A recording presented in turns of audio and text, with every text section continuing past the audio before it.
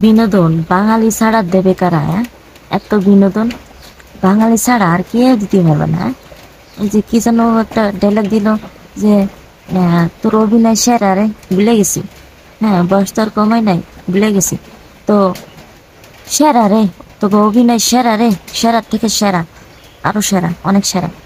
তো বিনোদন দেওয়ার জন্য বাঙালি যথেষ্ট। কমেডি মুভি দেখার দরকার নাই, হাসি বা কোনো জোকস কিছুর দরকার নাই।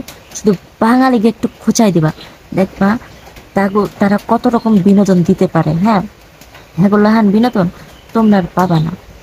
গতকালকে গতকালকে থেকে একটা নিউজ খালি দেখতেছি, ফেসবুকে ঢুকেছি, ঢোকার সাথে সাথে ফেসবুকে ঢুকার তো কায়দা নেই। হ্যাঁ, কোয়ানে কিরার কার কি হয়েছে, হ্যাঁ সব আসে ফেসবুকে এসে জমায়।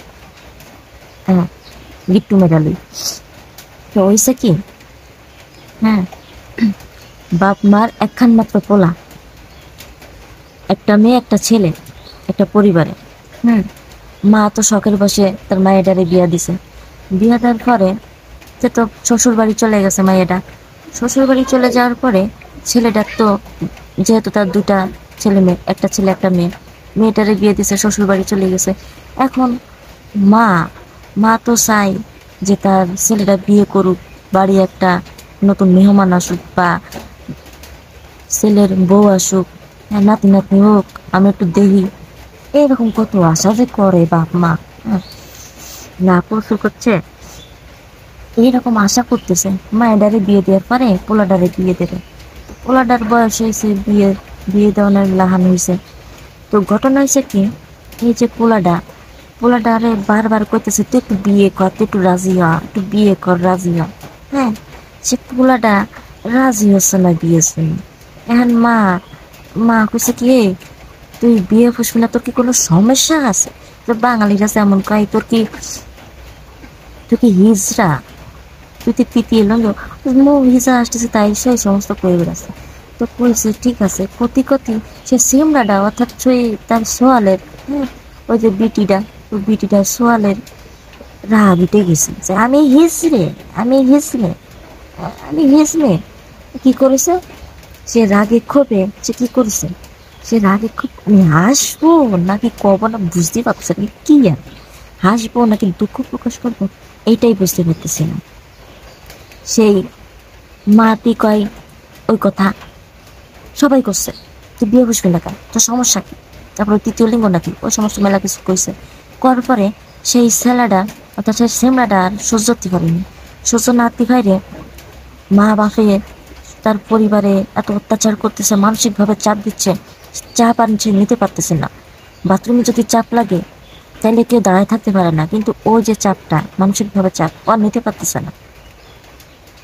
তো কি করেছে, চুপি চুপি বাজারে চলে গেছে। বাজারে যায় এখন অস্ত্র নিয়ে আইছে, কাটাকাটি। বাজারে যাওয়ার পরে নিয়ে আইসা, নিয়ে আসার পরে সে বাথরুমে যায় ঘাচাং ফু করে দিছে। হুম, তার সুন্নাতি খতনা 2 বার হয়ে গেছে।